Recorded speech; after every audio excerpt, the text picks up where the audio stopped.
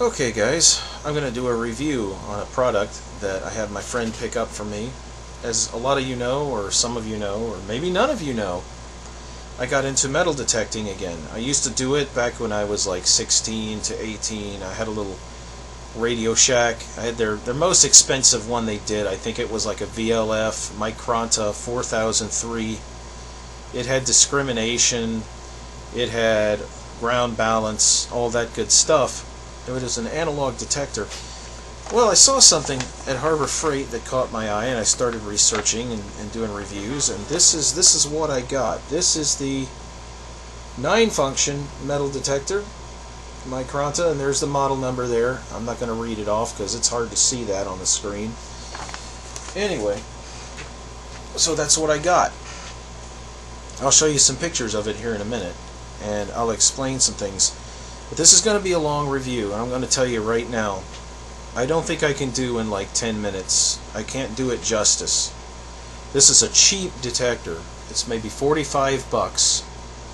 I took it out and I did an initial assessment today to see, because I know where some things are buried. I know how deep they're buried and what their composition is, because I've dug at them before with my time ranger over there. Now, this thing, I'll tell you right now, it's making me kick myself, because it's picking up everything the time ranger picked up that's still out there, and it's doing that job. It's not giving me as much depth information or anything like that, but I know how deep those things are already, and I know where they are, but it's getting good solid hits on them. So I'll get into it with you on that. Number one, it is a cheap detector. It's not a white Spectra V3 or anything like that. No, it's not.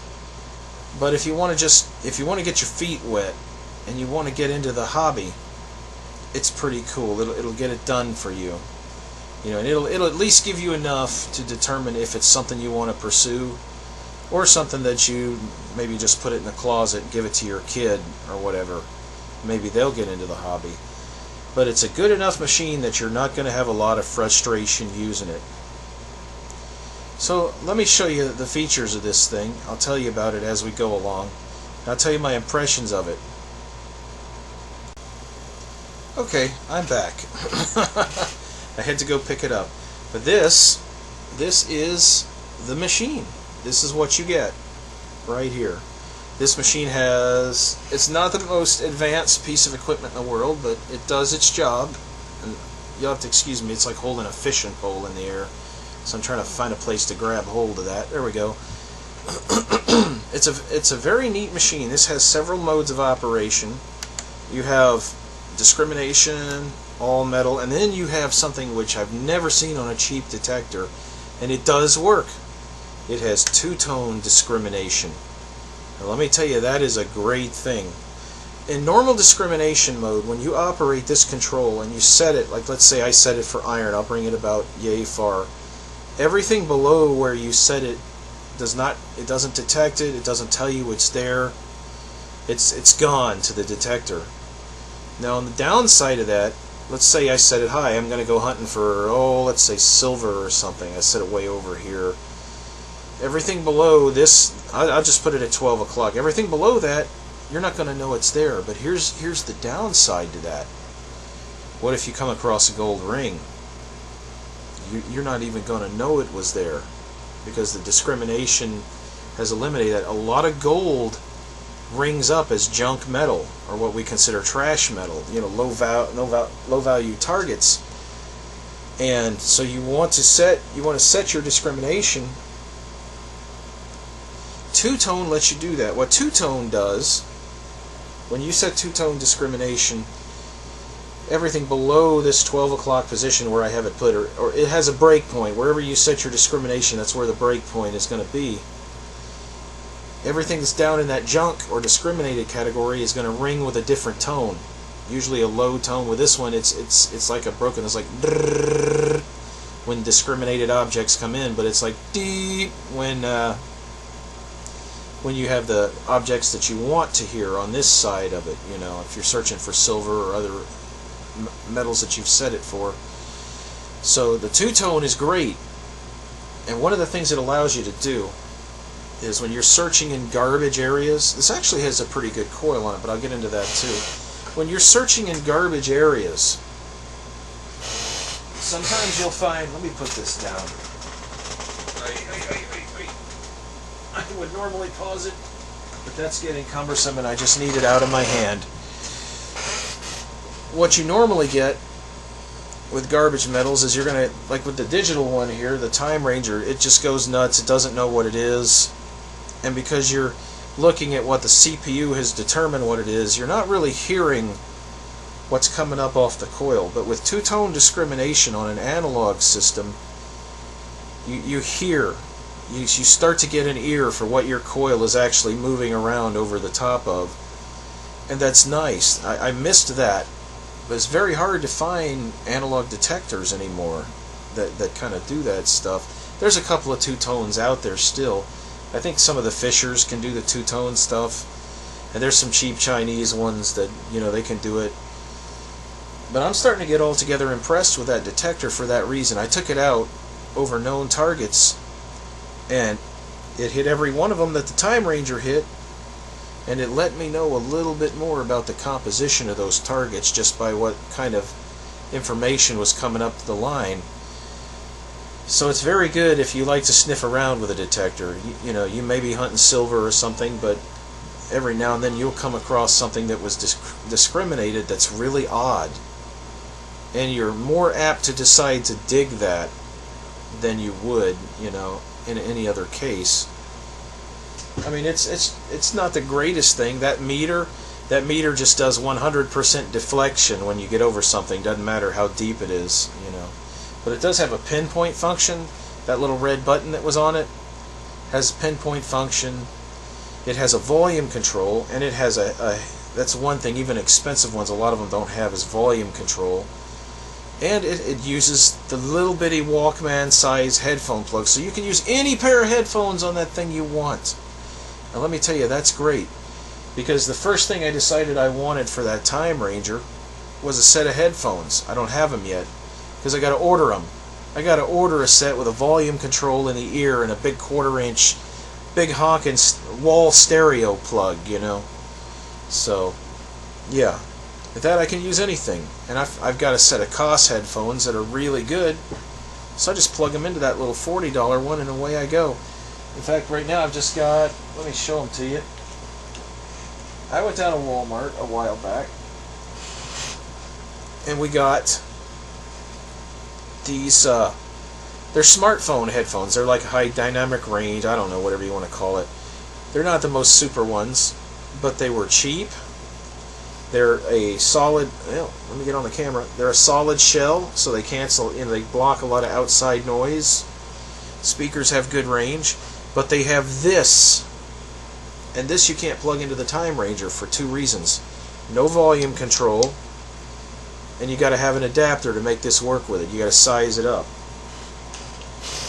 So I don't know, you know, when you pay a lot of money for a detector, I'd expect a few more things. It's like a little potentiometer that you can use for a volume knob. It's maybe 20-cent component, or, you know, well, hell, it's a fractional cent component. You get it off the assembly line or in bulk. I would pay up to $1 more on that detector to have that on that high-end detector. It's not the highest-end detector. I'm not walking around with a Spectra V3 or anything like that, you know, from White's. But it does the job. So, all in all, the little bit of time I had to use it out in the yard today, out in, I guess it's my test bed now, because I know where everything is out there, you know, that the machines can pick up. Impressed. $45, worth every penny. Go get one. Awesome. The second thing I got, and this is from digging with that Time Ranger, and even from years ago when they didn't have these where you could buy them, is get you a pinpointer. Get you a pinpointer. This is the cheapest that you can get. And a lot of people put this down. But if you know how to set this thing, I'll show you something. If you know how to set this thing, it works. They're like, oh, you got to be practically touching something to... No, it's enough distance. You don't want it a mile away from your target. You're trying to find something in the dirt with it that looks like the dirt. So you want it right on top of it, like object, bump, bump, bump. You want it there like that. I can't tell you the amount of frustration and time and tedium I've had in the past. And this is kind of why I left the hobby originally, because it was a pain in the rear. As you dig your plug out, number one, you got to wave your detector over where you dug it out. Is it still in the hole or is it in the plug? So you find the plug. So you set your detector down and you start disassembling the plug and moving handfuls of dirt over the coil. Like here's the coil, and you're moving handfuls of dirt over the coil to see if you've got what you were, or it disappears because it fell through your fingers and you didn't see it. So, you go to check the hole, it's not there, it's somewhere in the friggin' grass somewhere, who knows. With that little pinpointer, you just, oh, it's in my hand. Okay, or, oh, it's right here on the plug. So, and you dig that little bit out of the plug and, siphon through it with your fingers or whatever. Make sure you wear gloves. You get you an X-Acto blade or something in that and cut your hand, and there's tetanus. Enjoy! You always use gloves when you dig, unless you know where you're digging and you know that something like that isn't there, and even then you can't really know. God knows what's in the ground here. This place had people on it since the 40s and before. So yeah, just wear gloves. But the detector, getting back to it, good piece of equipment. I took it out, scanned with the coil about an inch above the ground. Places I had to raise it up because the grass hasn't been mowed back there, and that's my fault. I'll probably do that this afternoon, or I might wait till all these mosquitoes go away. We're getting into the late fall cold days now, so the mosquitoes, the first frost we get is going to lay them down pretty good, and then I can get out there and just chop it all up. But you'll have to excuse me, my sinuses. Let me find something. Well, that's interesting. I got a weather alert. Wonder what could be coming this way. Fisherman's Friend. Best cough drop you'll ever buy, but the most powerful. If you can keep it in your mouth, though, it'll do its job. But getting back to it,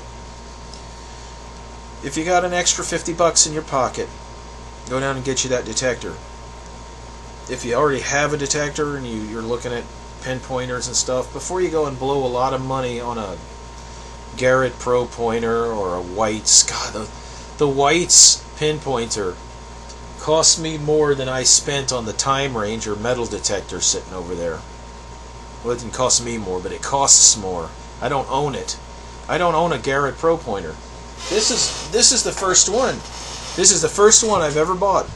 And I can tell you right now, when you set it up right, I haven't had a reason to want another one. Does the job. Does the job. They say the switch on it wears out in a month. And I guess I'm doing a review on both products because I'm using them in tandem. This little switch, they say after a month of use this wears out and it no longer functions. Don't throw this away. This is a good detector. Go find you an old AT computer case. If you got any skill with a soldering iron, you can do this. This is nothing more than the same button that they used to use as a reset button on generic computer cases back in the day. And a lot of other things have this in them. There's a little square hole punched in there. And this button, when you get it out of that computer case, it's going to have two little locking powls on either side that you have to press in to lift it out. This is no different. Just take this out, cut the leads, take this out, pop the other one in, solder the leads to it. Good to go. And that button on that computer case is going to be way better than this one anyway. It's going to outlive this. So I'm going to fix this. I know how to use a soldering iron. I'm going to fix this and keep this running. This thing is going to pay for itself again and again and again. Anyway, the detector, after using it for a day or so, good show, good purchase. And once you learn how to set that up, calibrate the sensitivity, and do all of that, that detector runs really good. It's not a turn on and go by any stretch. It is the old school, where you turn it on, you set your discrimination, you set your sensitivity, you set the mode by hand, set your volume, plug your headphones in, and away you go. Whereas the Time Ranger is basically a turn on and go. It has a program that it runs. It has, search mode that it runs. It's got several different options. I've got to find my user's manual because I set it down somewhere like a dumbass. You can set the ground balance on it. There's all kinds of other things you can do. And I've found a couple of things with it that are really cool. I haven't found any coins. Excuse me. That thing's getting where it shouldn't be. It's got pepper in it. But, good detector.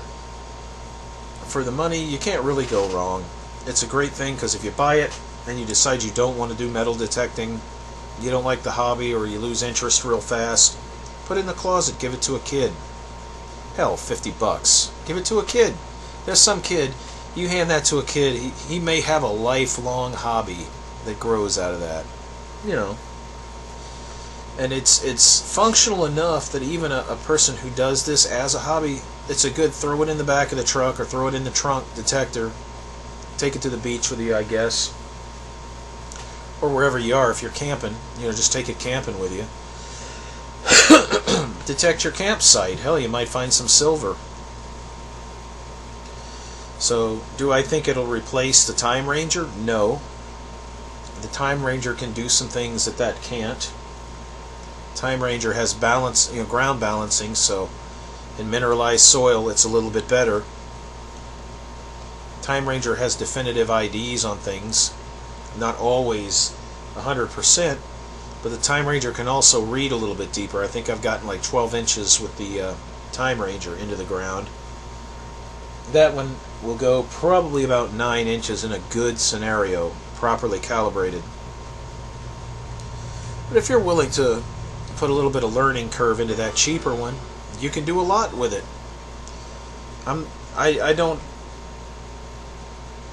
I probably would not do well with other detectorists,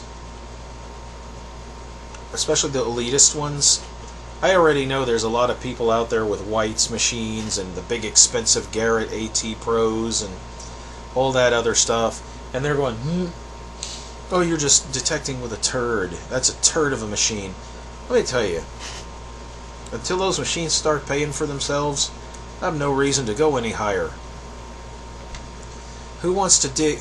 Unless you're digging up an army tank, why do you need a machine that can detect like 3 feet into the ground, or just all these weird functions on it?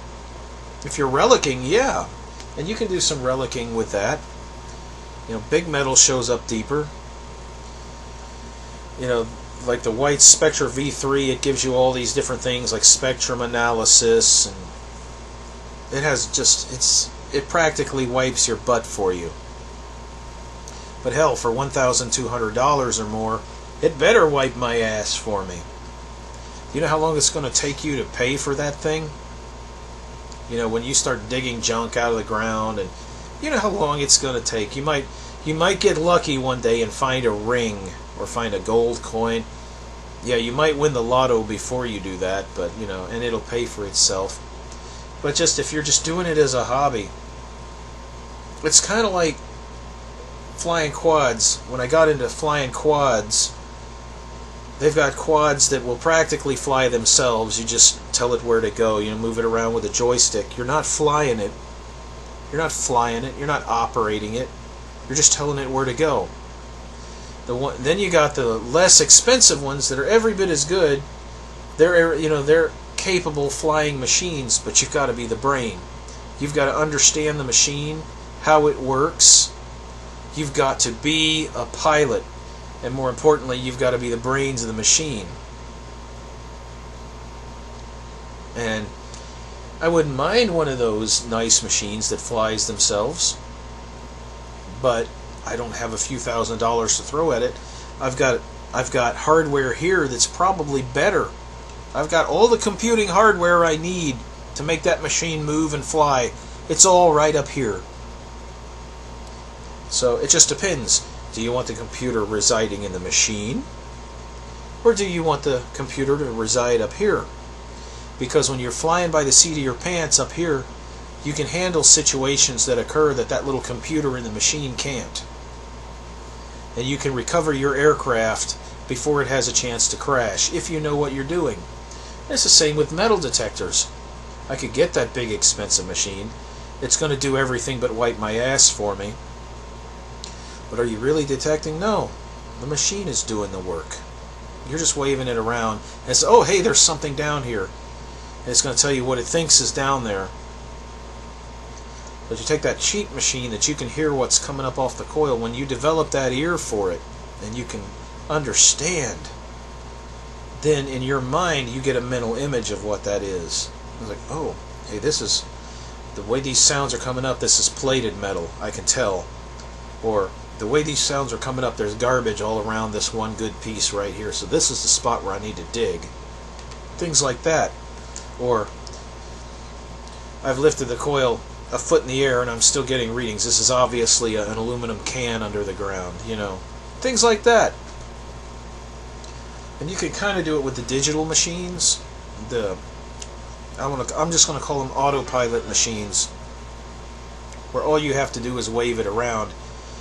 But I can bet anybody that's in the hobby long enough, because I got there when I was a teenager, when I had that old Radio Shacker, and with this one, in minutes, I started getting the ear again. You'll get the ear for what you're hearing. You'll get a feel for what it's seeing under the ground. And you'll know whether to dig or not. You know, or at least you'll know what's there. Certain things give off different signals, like barbed wire buried under the ground does weird stuff. You know, aluminum cans, you can detect them a mile away. A little bitty pull tab, you can detect a mile away. But you'll get a feel for it. And you use your discriminator right, you'll get a really good feel for what your machine is picking up. And that two-tone, I freaking love that. But as like I said, I've never seen that on a cheap detector until now. And that's why I got it. I wanted the two-tones. So if I was to do a serious detecting trip, I'd throw that in the car. And I'd throw my Time Ranger in the car, because it has a sniper coil on it, which is good for pinpointing stuff. With a sniper coil, which is a coil about yay big around, you can find that coin in the middle of all that other crap that's around there. But as far as the Harbor Freight metal detector goes, I think that was a win-win on that one. And the little wand, win-win on that too.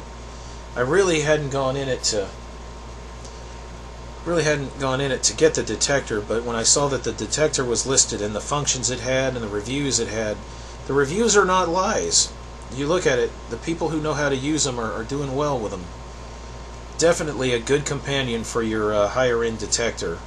If anything, if you find something with that low-end detector, with that low-price detector, that sounds like it might be good, then you can come back with your high-end detector and go over it and see if it is actually something you want to dig.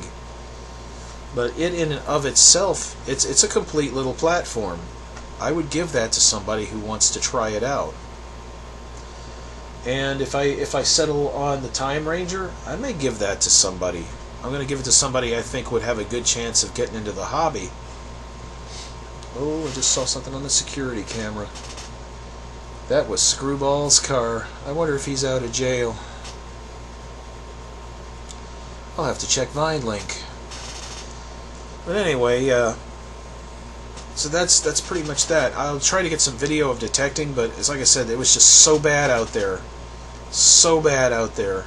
There just was no way. This was no way. Because I actually did have some cutter on my arms and face, but every little spot that the spray missed, man, like up here around my temples, those little bastards like tick tick tick tick tick tick tick tick tick, and even with my headphones on, I could hear them all around there. So no detecting today, but I'm just giving you guys my initial assessment of it. And yeah, it's getting long-winded, but I can't say enough. I don't know how to do it justice. You know, I would say if you want to break into the hobby, or if you lose a wedding ring or something, go get that. Go get that and give it a shot. I don't think you'll be disappointed. As to the longevity, there are some reviews. I'll show you this. Let me grab this. People saying, oh, this handle breaks. This handle breaks off. It's really flimsy and fragile. I've watched a lot of YouTube videos, and actually I haven't found it to be the case. I've been using this. It's bolted on, you might need to keep the screw tight, but it's pretty much what it is. It's bolted down good and tight. It creaks a little up at the, this thing could have been improved upon. It creaks a little here when it moves, but that's just that little rubber lock washer in there doing its thing. It's got like a cone-shaped washer. But all in all, see, it's a very small package. It's a little heavier than you might like. But hey, we're not buying the Taj Mahal here. We're getting us something that can get us an eye in the ground. Pretty good little machine. It's pretty solid. As like I said, here's that button I was talking about right up here. You push this down, it goes into pinpoint mode. You can zero it up, and you can find what you're looking for. So, good little machine. I like it. Some people may say my tastes are bland. Maybe they are. But you know what? I got a metal detector, and I can take what's left and go buy a hamburger at the end of the day. And that thing will pay for itself eventually. A lot faster than the Time Ranger will, I have a suspicion. Because I'm taking them both to the playground. We're going to do some sand hunting. I'm going to see what we can dig up out of there. If anything, if we dig up a bunch of junk, well, we've just hauled a bunch of trash out of the park that's not there anymore. Things that kids can step on and puncture their feet and stuff like that. Get it all out of the sand. If we find enough coin, even if we're hunting clad, we come up with enough clad, we've got enough to buy a Coke at the end of the day, Hey, that's cool, man. It's a gravel parking lot, so I'm probably going to search in the gravel. Because people drop coins when they get out of cars. And it goes down into that gravel and you never see it again. There's lots of places to look, and you don't need expensive hardware. And it's a joy. Even when I find junk, I'm like, this is pretty cool. What the heck is this thing, And I'll look at it and I was like, I wonder what this was used for, or if I can use it. Let me show you something. Something I did find that was useful. If I can get it out of my pocket. I don't exactly know what this is for. It looks like it was electrical at one time, maybe, or something. But you see that? That little swivel right there? I found that 4 inches in the ground. No shitting you.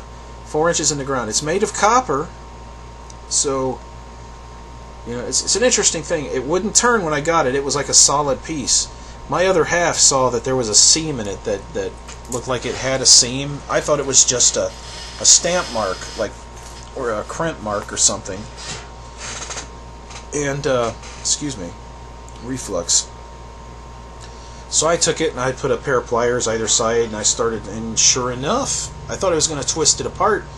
It broke loose and it started twisting. So I put a little oil in it and I got it spinning, so I have a little swivel for my keychain now. It's probably not what it was meant for, but it's serving a purpose. Again, something dug up from the ground, 4 inches down. That probably been here since this house was made, And just finding all kinds of little things like that. Found some pieces of galvanized steel, and I found some copper tubing in the ground, and there's a buried phone line out there. I have to be aware of that because they just put that in. But there you go. It's a long-winded review. As like I said, it was going to be long-winded, and if you turned away, that's fine. I'm addressing those of you that are left. And I can't stress enough, I wanted to do it justice. So I wanted to talk a good while on it. And I need to do a review of the Time Ranger as well, just a standalone review for that. Because that's pretty impressive too. Is it impressive enough that I would pay full price for it? No, not really. If I had to pay full price for a metal detector, I probably would have got an Ace 250 or something like that. But because just for the fact that the Ace 250, I can see the screen better, or a Fisher F2, something like that. For what it does, though, if you've got good vision, that Time Ranger is a pretty good detector. It'll do pretty much everything those other ones will do. Plus, apparently the coils are plug compatible with a lot of the Fisher stuff because they come from the same company. I've heard that the double D coil that they use for the F7 will plug into the Time Ranger and it works just fine with it. So, probably be the next thing I buy. Probably be. Excuse me, I'm itching for some reason today. So there you go. Comment down below, man. How many of y'all used to metal detect? How many of y'all used to? Maybe I'll show you something. Let me see if I have any of that junk I found. Give me a minute. Okay, I'm back. Okay, this is the first thing I ever found with the Time Ranger. This is the very first thing. This is apparently a little piece of copper tubing. I was over at my uncle's, and I started getting... It was reading like... God, what was it? It was coming up as some kind of coin, but it was very, very deep, and it was saying that it was a coin that was very shallow, you know. But this is the first. This is a little piece of copper. Oh, yeah, some dirt on that still. I thought I cleaned that up all the way. I guess it's drying out, and the dirt's falling out of it now. So that was the first thing I dug up. Now here's a mystery, and I've been trying to figure out what this is. This is a strange bullet that I dug. It's actually a casing. The lead's gone out of it, but here's the thing. Look how long the neck is on this. So I thought it was a 5.56, you know, like for an AR, but it's got this long neck on it. And it wasn't crimped down. This wasn't a blank as far as I can see. See, it actually had something crimped up in there. Or maybe it was some kind of weird blank. I don't know, but it looks more like a 22 caliber bullet was on the end of this, maybe. I don't know. It's smaller than, well, it could be a 22. It could be. Maybe. But here's the weird thing about it. I found this about 4 or 5 inches down. And yeah, the bullet is gone, but if you look right there, if I can get it where the camera can see it, that primer hadn't been hit. That's never been struck. Here's the other thing. It says LC77 on the head stamp, and it's at like the 4 points, the cardinal points. LC77. It's an odd round. I've been looking for this online. The closest thing I can find that matches this, closest thing I can find is a 5.56 for an AR. So I don't know what this is, though. I mean, I've seen 5.56 ammo, and it usually stops about here, and then your bullet is where this long neck is. I don't know what the hell I have here. But that's just one of the weird things I dug up. And now that it's dried out, I bet I could strike that primer and that thing would pop. Well, there's no powder in it, but the primer is there. There was still powder in it. It had plugged up here. The dirt and stuff from the earth had plugged it. But you could shake it. You could you could hear it bouncing around. So when I got that plug out with a toothpick, I got it out, and there was the old blackish silver gunpowder came out of this. So the round still had powder in it, had no bullet, still had powder in it, still had primer in it. And it was crushed like this when I found it. And what I think it was, whoever bought these bullets, because I've seen these, you'll get a crushed one every now and again. Every now and again you'll come across one. And this is ancient. It's been in the ground a while. This is actually not brass. This is almost copper. It looks like copper. When you scrape it, it's red like copper, like the old 7.62 by 54 Russian rounds. You know, they look like copper. So it's that deep red. But I can bet you it was crushed at the factory and they didn't want somebody to try to jam this into a gun or something or whatever. So maybe the guy yanked the bullet out of the end of it. Who knows? But that's the neatest find I've come across, simply for the mystery of it. You know, what is this? Put it up there. Maybe one of you guys might know, and if you do, put it in the comments, man. What is this bullet? Or I should say, what is that round, or what was that round when it was a round? Never seen anything like that. I've seen blanks. I've seen blanks where up on this end, about yay far as the bullet was, it'll be crimped up. It'll be crimped shut. I don't think that was a blank. It might have been. So those are the two. And then I got a little piece of shit.